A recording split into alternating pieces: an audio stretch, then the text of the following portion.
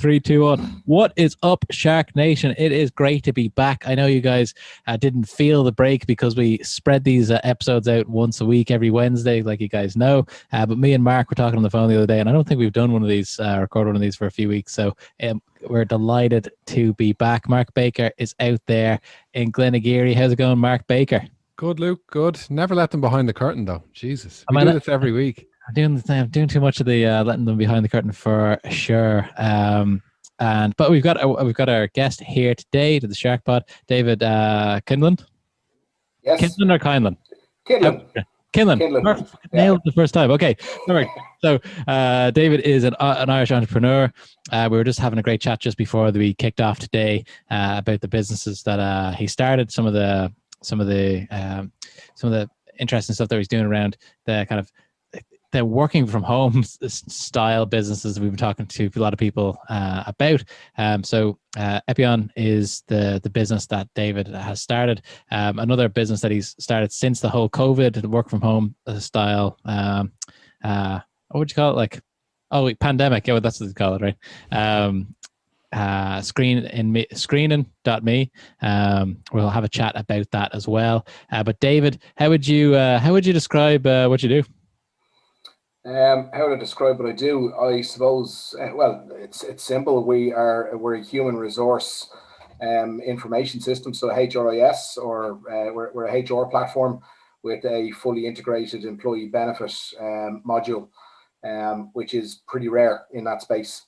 We do that to the front, but also behind the scenes. We're licensed by the Central Bank of Ireland and regulated by the FCA in the UK, where we operate we're brokers. We're insurance brokers and employee benefit consultants. So I suppose, going out to clients, it can be about the technology in isolation, or it can be about the insurance or the benefits in isolation as well. So, they don't all have to be married together. It's not we go out and we do the tech and we do everything else alongside it. It's we want to prove ourselves in each segment that we work in. So so that's me in a nutshell. And right now, it's funny, the employee benefit element of that said that is quite rare. I was talking to an ex-colleague out there, and she's actually moved back to Oslo since the pandemic. And we were talking about, we used to both work for HubSpot. HubSpot just opened a big, crazy office in the city center with resident chefs and ping pong tables and all that type of stuff. And that's just completely not a selling point anymore. How are people going to be, the benefits used to be a little bit easier just to say, these are the benefits of working here. Now you've got to really put your thinking cap on, and it's not going to be politically correct to sell the beer taps right now I think for a little while. What do you think about that, David? I'd actually say a lot of the places the beer taps are gone, and I don't think you'll ever see a return. They were nice to have. We actually work in an office space in the city that actually provides that. And I remember when we went in to see it the first time, and one of my colleagues and myself went in, and the two of us enjoy a social occasion, and we'd be known to have a beer or two around town. And we went in, and they were like, as part of the selling piece, we have this beer island, and the tap switch on at 3:00, and we were like kind of going, you guys obviously have never opened an office space in Ireland before. This is probably one of the most ridiculous things we've ever heard of. And we were like, hey, look, back in a week. Yeah, but we're moving in at 4:00 today. Thanks very much. Where's the contract? But we did move in, and we spent 2 years in the place before the pandemic hit, and we didn't actually as much as we thought. We were kind of going, this is going to be great crack, and we do socialize. We are a social bunch, so there would be Thursday drinks and stuff. But it was very rare. It was, you were in the building all day. The last place you wanted to be in the evening was there, and you wanted to go somewhere where the atmosphere was a bit different, and maybe there was different faces and maybe a bit of music thrown into the mix. So I think beer taps are a thing of the past, personally. And obviously not everybody in your workplace actually consumes. They may drink, but they may not like the stuff that's served. So you can't actually class it as a benefit for all, because all can't enjoy it. Giving people, buying people lunch, if you structure it in a way that you can cater for all the, whether it's, gluten, dairy, vegans, etc. Once you can cater for all the dietary types, you can classify that as a benefit, because everybody can avail and take part. So, I think those things are in the past. I couldn't agree with you more about the social end of things with the drinking in the office. I quite, I like a very social drink as well. But I do on a Friday when we used to go and have a drink at work, which was fine. But I was always itching to go somewhere, like just a regular pub somewhere. Just get out of the. I've been there all week. I don't want to stay here, the whole time. But it is good, but I think it's not going to be the kind of the pulling power that the people who you want to join your company. All over. No, absolutely, yeah. And look, I mean, the benefits landscape has changed dramatically over the last number of years due to, here in Ireland and I suppose in the UK and globally things are changing, but more so in the Irish sense of the term employee benefits. 15, 20 years ago, you got your pension, you got a bit of life cover, maybe income protection, and you may have got private healthcare if you were working for a pretty wealthy firm because it was expensive, still is to this day. But that is starting to become the norm, and that's due to the massive influx of foreign direct investment. So with all the large tech companies, with all the large pharma companies, with the hedge funds, they're coming in and they're fighting for, sorry, Mark, you'll know this from your day job, to attract and retain talent. It's how do you differentiate yourself? Because 50 grand over here, 50 grand over there is 50 grand.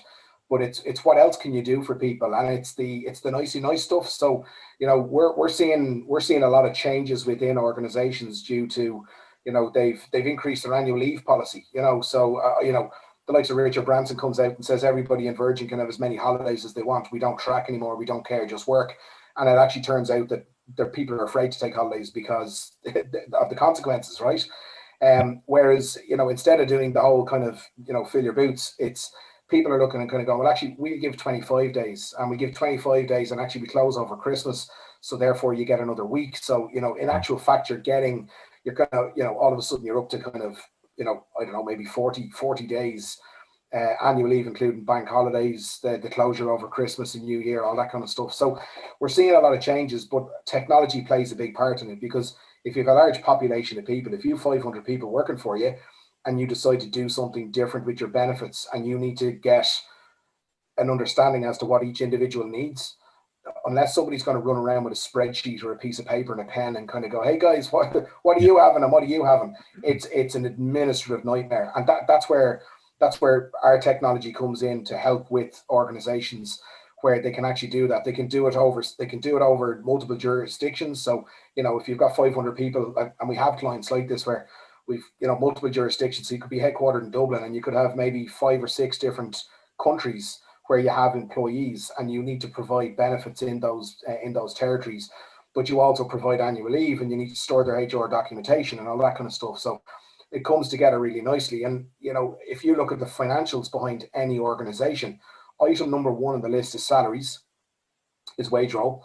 I suppose with startups you can take that out of the mix, but the item number 1 is your salaries.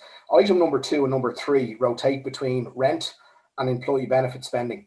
Now, if you go to the United States, salaries number 1, employee benefit spending number 2, and rent thereafter. Okay, all the big HR tech platforms that are available out there, and there's too many names to mention, but all the big ones, they do not have any form of integrated benefits management, which means there's a massive piece missing. So you have all these organizations out there that can't run things properly, and then they've got there's a ton of people in offices doing work that should be automated. So that's the space we're heading towards, and we want to become one of the big leaders in that space. That's the dream. So the space is massive as well, like you're saying, and like have to be some sort of innovation in the benefits side of things. And I was thinking about this because I just happened to be talking about this with my friend. Like I said, we were saying, I think the next, I don't know how you're going to build this into your software, but here's a challenge. I think that once companies get this under control, I think this is going to be a real competitive advantage. I think if you could figure out a way, like I've actually worked with one of my customers who has had this set up, but they told me that it was a real nightmare. They've basically gone completely remote.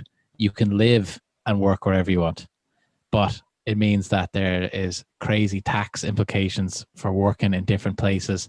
They have to set up like a legal entity. Like it's a real drain on their, their time in HR, and they're thinking about abandoning it. But if a company can get that right, I think that is just, it opens the world up and makes the. There's a startup. There's actually a startup in Ireland, and I can't remember the name of it off the top of my head, but there is a startup in Ireland who is actually catering for that. So have you ever heard of a PEO? No. So a PEO service is where, so let's say you're an Irish business and you decide to, you need to put a person on the ground in, let's say New York, for example. Instead of the Irish entity opening a subsidiary business in the United States and trying to figure out how to comply with local tax legislation, employment law, the benefits space, all that kind of stuff, what you do is you go and you pay one of these companies. They establish your ABC as part of their piece. They employ the individual. All the liability lies on you as a business in Ireland. Okay. But they invoice you once a month and they take care of everything else.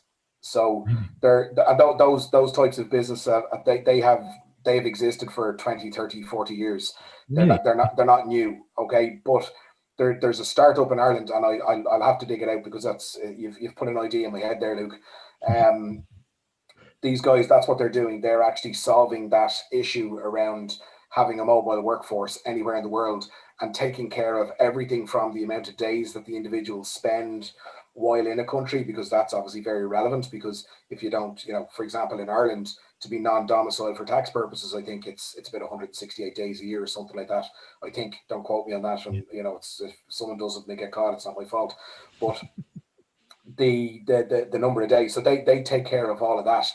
So there are people out there doing it. But yeah, look, I do think due to the pandemic, it's going to bring a lot of change. There are people, and I know businesses in Ireland who have people now living, people who are living in Dublin because they were working in the city, they were renting expensive apartments, and they've just up and left, and they've gone to sunnier climates. There's people living in Tenerife. There's people moved to Lisbon. People have returned home to where they're from. To spend more close time with their family, and they're still getting paid their awesome Irish wage, but they're back living at home with mommy and daddy, wherever that might be in mainland Europe. Unbelievable. So even in Ireland, I think like some of my friends have moved west already, where the cost of living is different, especially when it comes to accommodation and stuff like that, and the space. But like I said, it's going to be like I think me and Mark said this before on the podcast as well. It's going to be hard to get people back on the commuter trains, for 5:30 in the morning to get in for 8 and all this type of stuff. Do you think, like, you talk to a lot of companies like that, are they planning for that to come back, after the summer, or are they just saying we got to make plans to figure out something? Well, I could chime in here as well, David. Like, I speak to lots of big PLCs and accounting firms and even SMEs, tech companies. And they all have different opinions when it comes to the working from home, or / working in the office, working from home. But at the end of the day, I always say, well, the market will dictate what you have to do, because if you want talent, you'll have to give them what they want. Right now, I think it seems to be the amount of conversations I'm having, and I'm seeing some polls done online as well. It is a split week that people want. They do want to work from home for the flexibility, bringing the kids across the school. Like, I play a bit of football out on lunch with my kids. I was gone from 7 till 7 every day. Other than that, and that's me running my own business. I had flexibility over my own time, but I still did. Still turned up to the office, yeah. Yeah, still did it. So I do think that hybrid week, you'd imagine you're a 21-year-old or whatever age when you start working first, and you're told that your box room or that your spare room in the house is where you're going to work for the rest of your life. I don't think they're going to say yes to that either. So, no chance. So I think it is going to be a hybrid. So the office setup is going to be interesting. Am I personally, like, we don't rent anymore. We've let it lapse. But I might go to a office providers like WeWork or Iconic. They're going to have to do a 2-day a week office, or there's going to be all different ways of doing it now. So it's the standard kind of benefits have always been salary, your base salary, bonus, health, pension, and maybe some other small stuff. But the next one is obviously working from home. What's your days from home? That's going to be the question, and I'm getting those questions already. Right now, some companies are they know what they're doing. You know, even the likes of HubSpot, they kind of know what they're doing. They've made decisions on that. They kind of have to make those decisions in people's contracts in order to figure out what they're going to do with their rent. But some companies are saying, no, 5 days, we'll be back 5 days, and I'll be like, good luck to you then, like, because you won't get the talent. And you're right, Mark. That's what we're hearing. It's going to be that kind of hybrid model of, you know, and not everybody. I mean, we ourselves, we had a big space in town, and we've taken a much smaller space, with extra hot desks so that people can kind of come and go as they please. And you know, but the option is, look, if you want to work from home, you can continue to work from home. However, I would say that in the sales function, and especially when you get to a certain level within the business, collaboration ain't going to happen. Like jumping on Teams calls and Zoom. I mean, I'm Zoomed and teamed out. You know, you're trying to get things done, but you know, we had a conversation earlier today. We're trying to get a big tender in tomorrow by 12 o'clock. It takes about 2 hours to upload everything into this tender platform that's used. It's a thing in the UK, and like it's a bit of a nightmare. But doing a tendering process, you know, pre-COVID, we'd sit in a room for 2 or 3 days and we'd knock it out of the park. Whereas, you know, now this one it's been like pulling teeth. And, you know, we could have, you know, like today, we did a lot of work on it today. Had the three of us been in a room together in Dublin, it would have been amazing. Whereas it was Dublin, London and Carlow. 3 people, the other end of Zoom, phone calls, trying to find things, getting things sorted. Just, yeah. So I you know, and actually funny you say about people, you've been asked the question already. We hired a lady recently on our team, and one of the applicants who applied for that job actually sent an email and said, could I have a conversation before, you know, I get called for interview, blah, blah, blah. So Barry, who works with us, gave her a call, and she was like, I want to work from home. I want to be guaranteed that I can work from home. Like, I don't ever want to be told I need to be in the office. And it was like kind of going, wow, that's pretty demanding. And we were like, look, we haven't made a decision on what we're doing moving forward. And this was for an administration role. This wasn't for somebody who was going to come in and generate 500 grand in revenue every year. This was an administration function, which technically it could be carried out from anywhere. But, you know, it's like kind of going, wow, at that level, they're already saying, I want to work from home full time. So we just said, look, unfortunately, we can't guarantee that. And she said, well, then you can take my hat out of the ring. Interesting. In fairness, too, the admin type roles are probably the ones that I would allow to be done. But if it's sales or anything to do with strategy, I think Thursdays and Fridays are going to be meeting days. They're going to be known as meeting days. People meet people on Thursday and Friday. That's what it's going to be, I guarantee. And it's also going to be strategy within companies. It's going to be strategy day. It's going to be business development day, whatever. All those skills or whatever you want to call them that do need face-to-face collaboration. But companies, one thing I do see is that companies need to make sure that they strategize around how they bring this to the table, because if you allow certain people within the organization work from home on a permanent basis, if somebody else on the other side of the organization says that they want to work at home, you've set the precedent. You got to be very careful. See, that, you know, organizations need to make sure that they're dotting their I's and crossing their T's when it comes to what people can and can't do. And it's very difficult. I mean, in the middle of a pandemic, I mean, you know, 3 months ago, everyone's going to work at home forever. Whereas now it's like kind of going, no, we're not. No, not in the winter anyway. And right now. Like even the other day, I was saying this to Mark as well on a private call off the podcast. I had a presentation that in work, and it was like kind of pitching. It was an influence pitching to kind of decision makers in HubSpot, right? Trying to, you know, influence decisions. I had the presentation and everything, and then I did, you know, put a lot of work into that, everything like that. I had everything lined up, but I said to Mark, I really lose something if I'm not in the room with people. I don't know if they're engaged or not. I literally can't even see their faces. I just see my own presentation. They could be off doing anything. Who knows? Do you know? I'm not saying that they were, but I mean, like, they could be, you know. All sitting there on their mobile phones. They're all listening. They've all got earplugs in underneath their headphones, and they're listening to a movie on Netflix or something.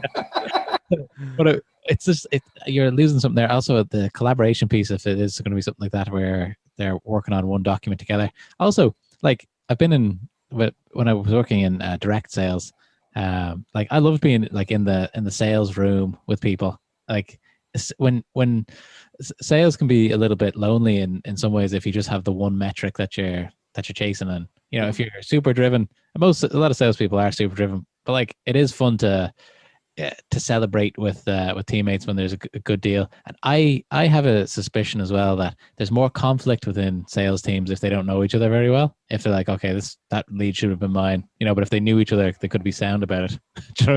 I agree. Yeah, 100% like, agree. Yeah. If you're a floating image on a Zoom screen, it's easier to, Yeah, you got to get to know the person behind it, because otherwise your suspicious nature will kick in and kind of go, "Oh, what's your man doing? Yeah. Stealing my business?" Yeah. And I think for employees to be bought into a company and to actually stay, like employee retention, I think companies are going to have to be creative as to how they manage that. Because if somebody comes in sick 4 months later, I'm not really feeling this, I'll look for another job here. I'll do the interview all on company time. Nobody will know. Yeah. You don't have to be in the office. You don't have to pretend, you're slyly wear a suit in or whatever, or change in the bathroom, anything like that. So, to go back to the benefits, what are the new kind of benefits that companies are going to have to come up with, or that currently are coming up with, to add on to the standard ones? You're looking at a mix of kind of the fringe benefits. So, giving access, like for example, and the amount of people out there who don't actually know that they can save money on train tickets. They can save money on train tickets by buying it through their employer. People don't know that, right? Yeah, the travel saver tickets. Yeah, the travel saver tickets. You've the travel save saver 50% tickets. nearly. Yeah. Then you've got the bike to work scheme. You've got the bike to work scheme. Again, people, people. When you hear bike to work, people are like, oh, I don't cycle to work, so I'm not buying a bike. And it's like kind of going, no, hold on a second. You can buy a bike and you can leave it at home. It's so employers and I suppose a lot of employers as well look at benefits a lot of the time and kind of go, all of the benefits that we provide are going to cost us as a company money, and that's factually incorrect. Okay, if you're paying 5% into the pension, if you're paying for the life cover, the income protection, and the healthcare, yes, that's going to cost you money. However, they're benefits that actually make you as a business a better place to work, because if somebody's working for you and they get sick, not only have they got good healthcare to help them recover and get back to work, but they also have income protection, which means they're not a draw on the business. So if you've got a really good person who works for you, who's a real team player, and they go out sick, and let's say they have an accident or whatever, and they're out for a couple of months, the standard sick policy might be we only pay you for 4 weeks, and then you're on your own thereafter. And that wouldn't even be common, to pay 4 weeks of sick pay. Income protection kicks in after a period of time, and it helps the individual get back on their feet and all that kind of stuff. Heaven forbid somebody passes away, which obviously none of us are getting out of here alive. People do die, and they do die while employed, and employers hand over huge sums of money. And we've been at the end of bringing the check to the employer. Well, it's all done through EFT these days, but we're the ones who help process the claim to get it paid. And the difference that check can make to a family is huge. It's huge. So yes, those benefits are. I'm sorry. And then the pension. Now, most people view the pension. They could go, well, what if I don't live long enough to see it? Well, it gets paid out to your family. So if you have a family, or you've got your parents are still around, they'll all get it. They'll have a party on your pension. But the other benefits that are coming in, like I don't know if you ever heard of, I suppose a bit of a plug for a good guy. There's a company called Lunch Team here in Dublin, and a lot of businesses out there, they try to organise staff days where they say, you know what, look, we'll do lunch once a month, and it's a use it or lose it scenario. So if you're in the office, you get your lunch. We'll buy you lunch, and we'll pay for it. So what the guys in Lunch Team do is you think about it. Imagine having 500 people in an office. And and actually we have one client where I introduced Stuart to the guys, and they 500 people in an office in Dublin, and they used to do a lunch once a month. And they said by the time 2 people from the HR department actually got the lunch orders for everybody, and then got the orders in, like you can't just go out and order 500 cheese pizzas and hope for the best. That's go around, and that was taking 2 days. That was taking 2 days a month, and a huge amount of money to organize. Lunch Team. People go in, they order online. They can order from select local establishments. So it'll cover all cuisines. It'll cover all health requirements, whether it's nut allergies, dairy, etc. But the employee can top up the amount that the employer is given. So again, it's helping the employer be cool by saying, look, we give you a tenner a month for your lunch. It's not a taxable benefit. It is a tax-free benefit the employer can give to their employees, but the employee can top up. So if, like me, I love a chicken curry, if I want to get spring rolls with my chicken curry, I can add it to the order and I can use my own debit card to pay for it. So the technology brings that piece in. So there's those types of things. There's health and wellness benefits, and there's huge talk at the moment around mental health and health in general for people, between people having back problems because they're sat at a laptop at a desk that's a makeshift desk and a crappy kitchen chair, and all of a sudden they're having back problems, their legs are sore, they're not getting enough exercise, they're not moving as much. There's a lot of benefits that can be brought to the table for that. So again, another plug is a company called Gym Pass. So there's a company, they're huge, they're enormous.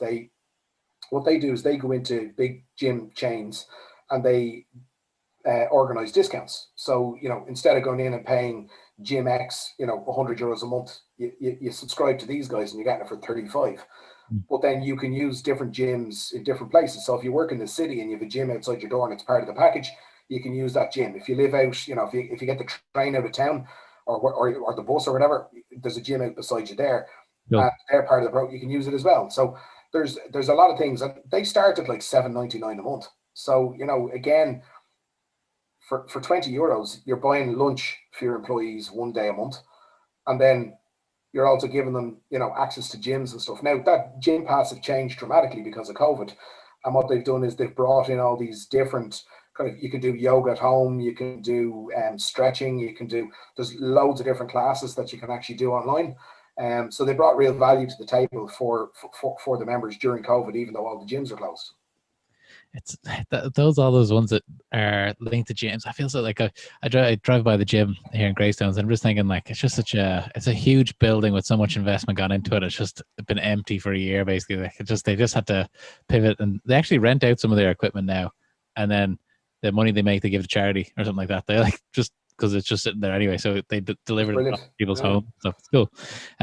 So listen, I know we could chat all day about the benefit stuff and how because this is such a topical thing. This is really good. This is stuff that's going on right now, but the kind of the spin-off or the company that you guys have made around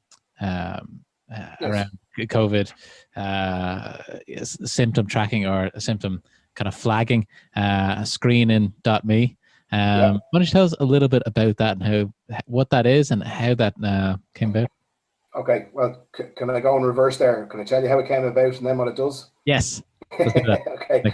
So we've a client in Scotland who is owned by a parent company out in New York, and they use our HR technology. And they came to us around April of last year, and they just said to us, "Look, guys, we're owned out of the United States. The New York State government have come out with a diktat that every employer in New York State must screen their employees and ask them 4 simple questions every day.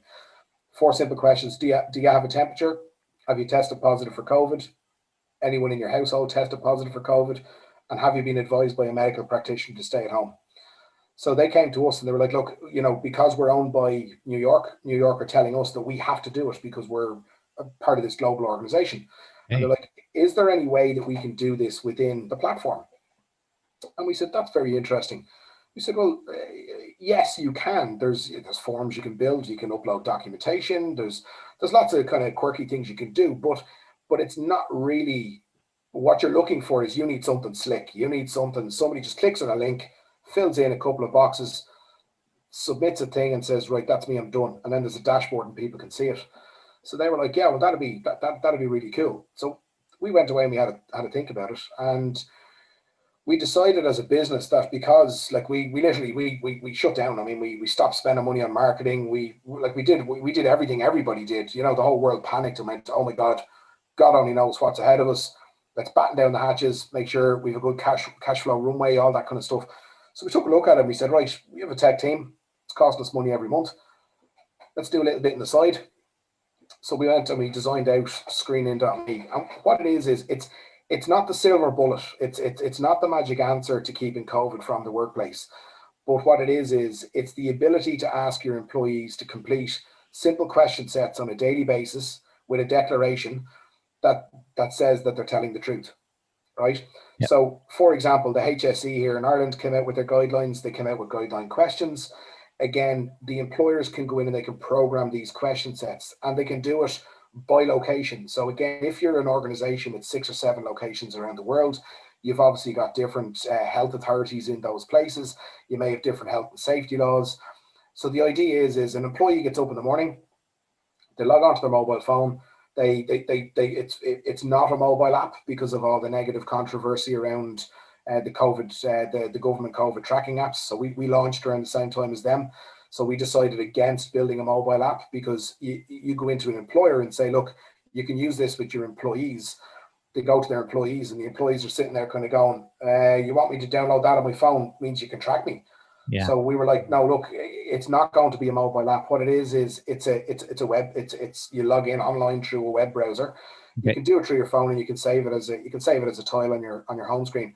You click on the link, you fill in a couple of questions, and then it's based on a pass-fail answer, and the company will dictate what's pass-fail. You answer the questions, and it'll tell you whether you can proceed to go into the office or you can stay at home. Now, what that does is that helps, and a good example of that is we were talking to a health facility in Northern England, where they had a situation where they had a lot of COVID patients. They had a lot of staff coming and going, and what they were saying to us was, look, when people come to the door and they swipe their fob, the door opens and lets them in. What we don't have is a declaration from them about where they were before. And it's not asking them like, where are you over in your sister's house and where are you out with your mates drinking pints in the green. It's, have you got a high temperature? Are you feeling well? And it's just asking simple, basic questions. So we had a conversation with those guys about potentially pairing up with their systems.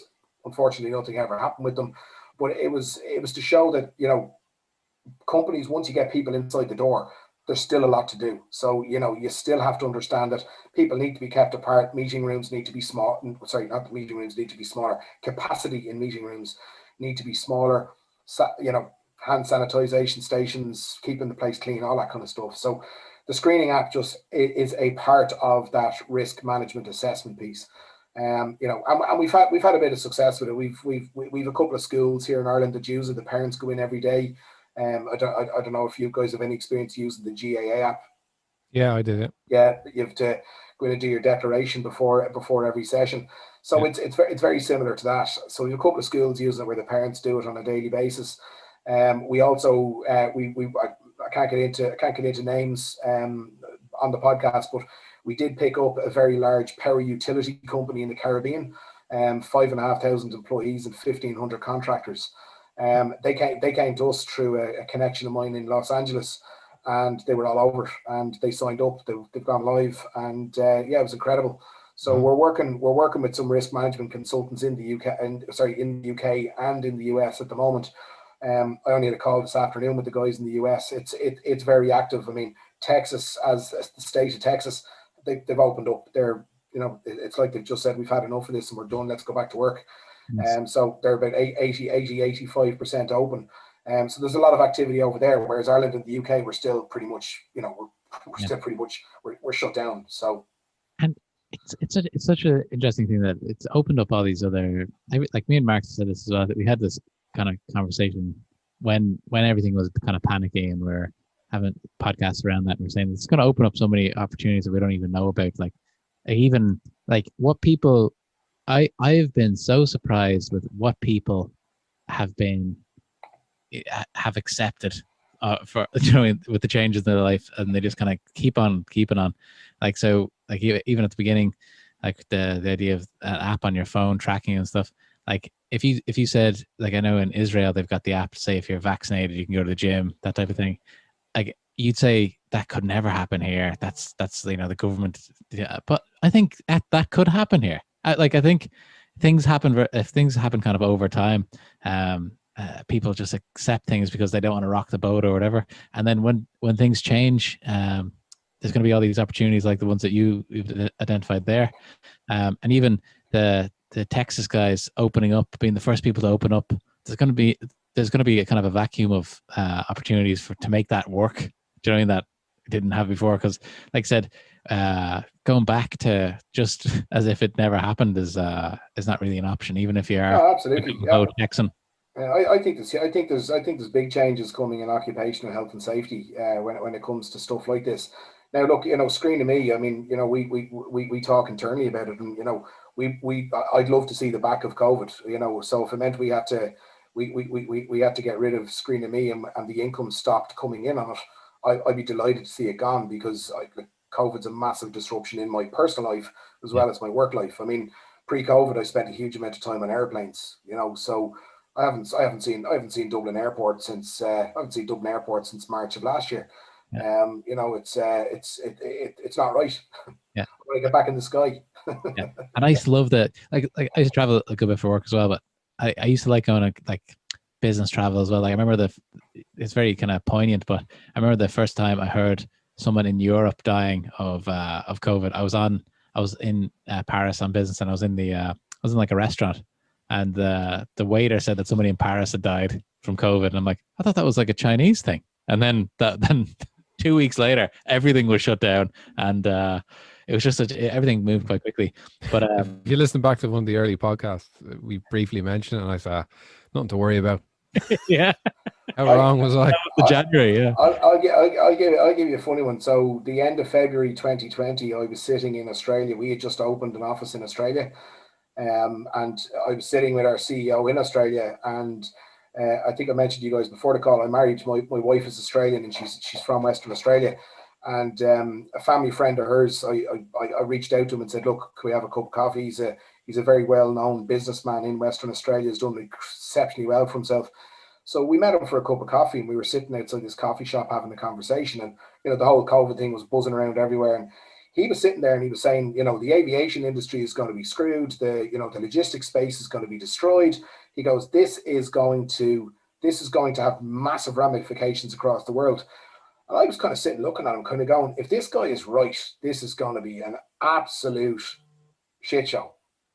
And I walked away from it kind of thinking, is he right in the head? Two weeks later, that was it. I think entrepreneurs are quite optimistic. I am. Yeah, look, man. Yeah. The glass is nearly empty. It's always half full for me. But also, like, one of the first things that me and Luke did with the podcast was actually have a podcast talking about what business ideas can you come up with now? Can we come up with on the podcast because of the way what had happened? So that kind of natural pivot, it creates in entrepreneurs, it can be a good thing in a way, not a pandemic, but a tough situation. Lots of great businesses come out of recessions and stuff like that. For you, what is it, entrepreneurship, how did that come about for you? Is that in the family? Is that just natural? Is it something you fell into? Yeah, I suppose I've like, I mean, I didn't start selling newspapers when I was 12 years old or any kind of those stories, but I suppose I've always had that bit of kind of entrepreneurial spirit inside me. My dad, who's my hero, he ran his own broker, his own insurance brokerage. He did okay out of it. So I always looked up to him, and I worked around a couple of places then went in to work for him. But when I went in to work for him, I left. I was working for one of the we'll just call them a medical union. Actually, sorry, I don't mind. I worked for the Irish Medical Organisation as a financial advisor. So I was driving around every hospital in Ireland advising non-consultant hospital doctors. So the junior doctors were doing mortgages, giving them pension advice, talking about life insurance and income protection and all that kind of stuff. And I saw a massive niche in it. I was driving around everywhere, and the first thing I had to ask people was, "Are you a member of the IMO?" And the answer was no. I'd be like, "Oh, well, I'm sorry, I can't deal with you." And I was looking at this. I was turning away more business opportunities than I was actually getting. And I was like, "Oh, this isn't right." So I actually went out and formed my own business called Financial Medicine. And myself and my dad were out having a beer on his birthday back in 2004. And he just turned around to me and he was like, he goes, "For you to do this by yourself with regulation, with with having a finance department, all the other bits and pieces, you'd be better off just reversing in with us. And he says, we can help you. And I was like kind of going, happy days. So that was my move from working somewhere, seeing an opportunity. And I mean, look, the rest is history. It's I suppose it's I wouldn't say it's a long story, but look, there's not just me in this business, by the way. I've got two fantastic co-founders, Ernest Legrand, who is our tech guy. He hates being called the tech guy. That's why I'm saying it. Hopefully you're listening, Ernest. Ernest is based in New York. He's an absolute legend. And then Neil Fallon, another legend. He lives in London. So we built this business remotely. We started back in 2006, and actually a funny story, which is a long one, but I won't go into it. I missed a flight to Paris to meet the two lads. Ernest was in Paris for business. Neil was flying over from London, and then I was flying out of Dublin, and I missed my 6:30 a.m. flight. Compliments of Ryanair, slamming the door, watching everybody walk up the steps onto the plane, and they wouldn't let me out. But thankfully, Aer Lingus, the national carrier, were there to take €400 off me and deliver me into Charles de Gaulle the same day. So that was good. But yeah, I mean, that was back in 2016, and it was actually around the time the Bataclan attack had happened in Paris. So myself, Neil, and Ernest were in Paris, and you walk into a hotel and you see these guys with machine guns, and from the cops in America carry guns, the cops in the UK carry guns, not all of them, but a lot of them do, especially in around London. So, but for me, for the Irish fella walking in the door, where the scariest thing you're going to see in a guard is a baton. You walk in and these guys with machine guns, it was petrifying. But we met over there, we drew out what we thought Epionne was going to look like, and we all shook on it and said, right, let's go do this. We all went home to our respective countries, and we started to build the business. And it's been a great journey. But I have to get that in there.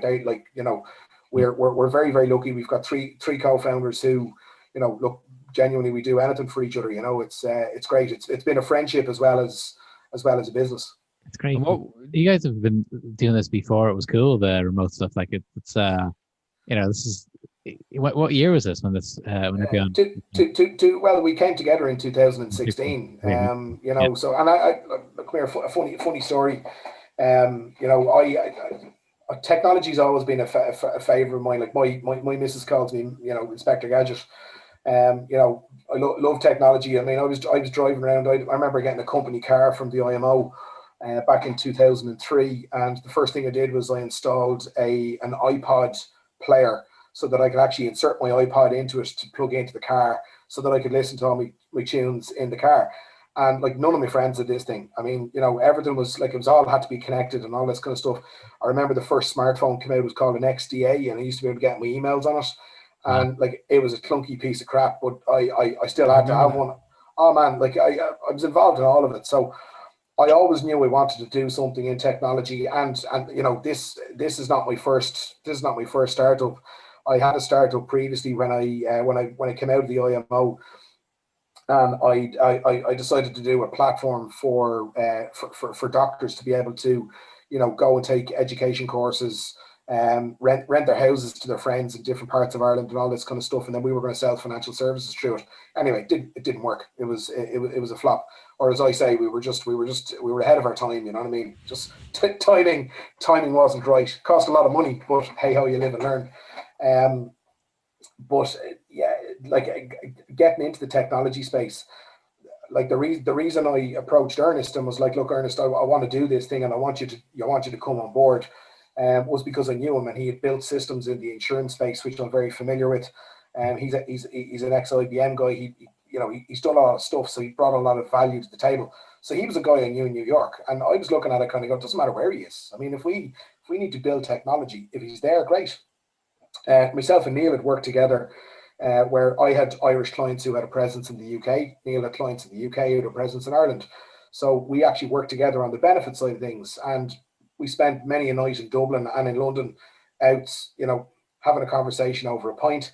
And we used to joke and say, someday we'll be in business together and we'll go and take over the world. And it worked out nicely, because it meant that we had a presence in London, we had a presence in Dublin, we had a presence in the US, and kind of grew from there. So that's kind of the background on it. And when it came to funding businesses over the years, how have you approached that?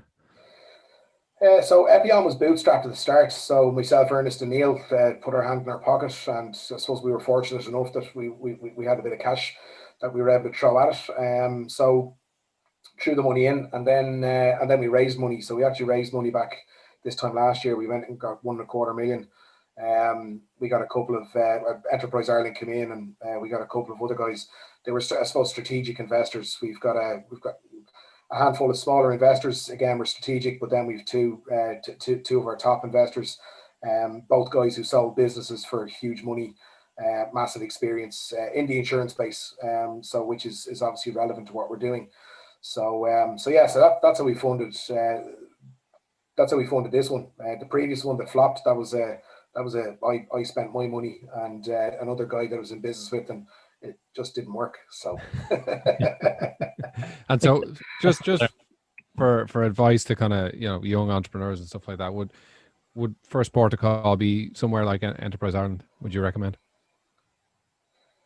Look, I think Enterprise Ireland are fantastic. They're if you're planning on growing your business outside of Ireland, they're incredible.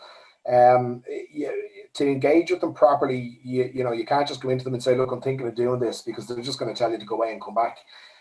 What I would say to people is, look, go out there and approach entrepreneurs and ask for, can I have a cup of coffee with you, whether it's virtually or in person or whatever, and go and just say, look, I'm just looking for a bit of friendly advice. This is what I'm thinking of doing. Where do you think I should start? And don't get me wrong, I'm not massively successful yet, and I do say yet because I think we will get there. But if you go out and ask people for help, they generally help you if they have time. And people, they can always make time. But I would say get advice, and go and think about what you're doing, and maybe go and talk to people who've already done something in that space, being successful. Because if you don't ask, you won't know. And don't be afraid. People always have this thing, oh, if I go and talk to your man, he's going to steal my idea and run away with it. And it's like, well, hold on a second. Firstly, could he be arsed? Because maybe he or she has too much money and they don't need the hassle going again with another startup. And the other side of it is if they like your idea, they might turn around and kind of go, well, why would I do it when I can just invest in you and you can go off and do it? So don't be afraid to ask for help. Because I've done it. So I've reached out to so many people over the years, and I've had some fantastic conversations with people, and got to know some people. I mean, I've got some incredible contacts in the US just because I connected with them on LinkedIn and said hi. Really? Yeah, like unbelievable. You just say hi and just say, hey, look, this is who I am. This is why I want to talk to you. And they'll either look at it and kind of go, nah, see you later, or they'll reply to you. And don't take it personally if they don't come back to you. They don't know you, Exactly. So, but it is funny.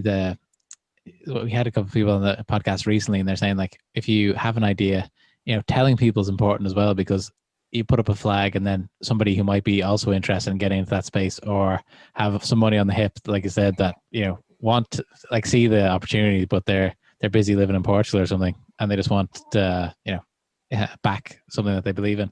So I think someone on the podcast, Mark, also said that business ideas are like children, like your own children. Like people like to see pictures of them, but they don't want to raise them. They might say that looks great, but it's all you. But Mark, we're over time here already, so let's get into the lightning round here for David, and then we'll let him get back to his evening. I know we're pushing it tonight, but what's the top 3 things that are burning on the page there that you need to dig into? David, lightning round. Okay, so it's kind of like, yeah. Not have to be fast answers, but they're gonna be fast questions. Mark Baker, what's up, Marky B? Okay, how much money is enough money? Yeah, I love this question. Look, I'm a qualified financial advisor by trade. So enough money for me is financial independence. As I said, I'm married to an Australian. So what I would love to be able to do is I'd love to be able to spend time in Ireland and in Australia on a regular basis, to spend time with her family, my family, all that kind of stuff. I would say a couple of million. I mean, 2-3 million would keep me in a lifestyle that I'd be quite happy with. However, I will never, the ground doesn't refuse rain, and neither will my bank account when it comes to money. So if we can make it bigger, happy days. Is it who you know, or is it what you know? So, yeah, I'd love you ask me that over a pint, man. I'd talk all night about something like that. I'm going to say it's who you know. because that's my experience. It doesn't work for everybody. If you want to be a doctor, it's not about who you know, it's what you know, right? So it's all relative. But for me, it's been who I know. Yeah. If you could advise somebody to learn one skill, like an entrepreneur to learn one skill, what would it be? It would be to understand how to surround yourself with people who can do things that you cannot, because there's not one person out there who can do everything. Like in Epionne, we have an amazing team around us, and they all bring different skill sets to the table. And without a good team, you're goosed. So understand how to surround yourself with good people. I don't think there's a course out there that teaches it, but just know inside your head that you can't do everything yourself. It's great advice. Like I've talked about to Mark here, I've been messing around with a small business idea here, trying to actually build some very light app infrastructure. And I was just saying to myself, I could have those 2 weeks back if I told somebody that I know in tech to give me a hand or come in on this, because it just, if you don't have the skills, you don't have the skills, or if it's not something you're going to develop for the long term and stuff. But we do have one more question for you. Okay. Is this the big money one? This is the big one. Okay. Would you prefer a SharkPod t-shirt or a SharkPod mug? I know Mark has the mug. Which would you prefer as a gift for the podcast? Interesting. I'd go for the t-shirt if you have one in my size. I've got very big shoulders, as my mother says. I'm quite broad. Yeah, I hear you. I'm broad. My mom calls me broad all the time as well. What we'll do is we'll get the t-shirt sent out to you afterwards. Awesome. I would appreciate. We really do appreciate you coming on this evening to have a chat with us on the SharkPod. Great to talk to somebody who's like really in what's happening with just the workspace. Everyone's trying to figure it out. So it's been great. So David Kindlon, thanks very much. Luke, thanks, David. Mark, thank you very much, gentlemen. Much appreciated. Bye. Cheers. All right. Take care. Cheers.